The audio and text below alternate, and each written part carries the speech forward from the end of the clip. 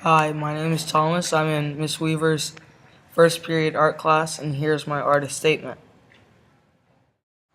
Walt Disney's portfolio mainly consists of animated artwork, either hand-painted or hand-drawn. Many of his works showed up in movies and in TV shows. He was born on December 5th, 1901 in Hermosa, Illinois, where he and his brother Roy Disney co-founded Walt Disney Productions.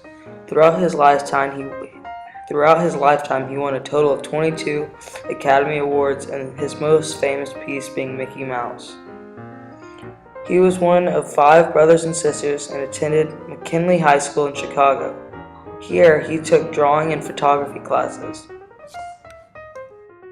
When World War I came around, Walt Disney decided to drop out of school and join the Army, where he was later rejected due to his young age of 16. He then joined the Red Cross and moved to France, where he drove an ambulance for a year. He moved back to the U.S. in 1919 to Kansas City, where he pursued a career as a newspaper artist. One thing led to another, and Walt soon started making cartoon commercials. Although he was swamped in his works, he still opened his own studio. Walt and his brother Roy saved up their money and later moved to Hollywood, where they started the Disney Brothers Studio.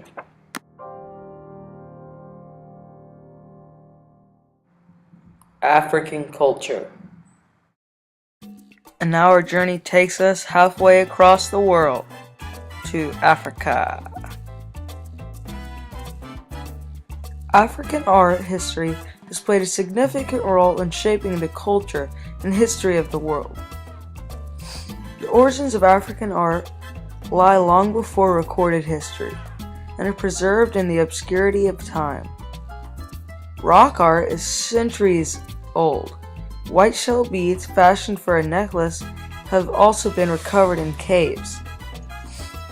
South African artwork can be found that is nearly 75,000 years old. My design was inspired by the immense culture of the African people. Patterns and symmetry were shown throughout their artworks. Many pieces incorporated nature and animals into the artwork as well. These ideas helped me to create my pattern.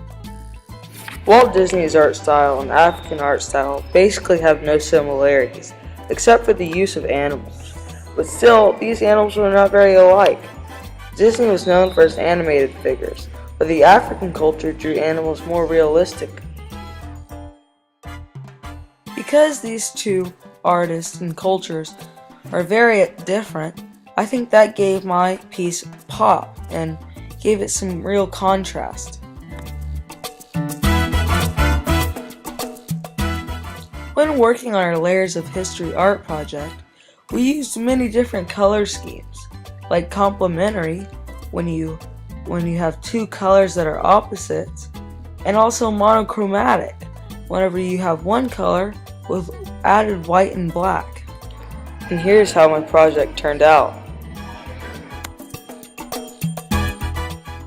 Personally, I loved this project. I had such a fun time working on it and getting more comfortable with all of the color schemes. And I just think it was great to see the mixture between Walt Disney and the African culture, which basically have no similarities.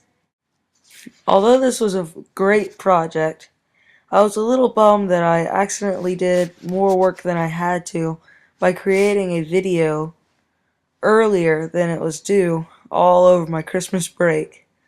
But if I would have read the instructions better, I think that could have been avoided. How have I grown from this project? Mainly, I would say that I got a lot more comfortable using all of the great color schemes, but also I got more comfortable using a Mac and using the iMovie feature of the Mac. I look forward to doing this again for our pet painting.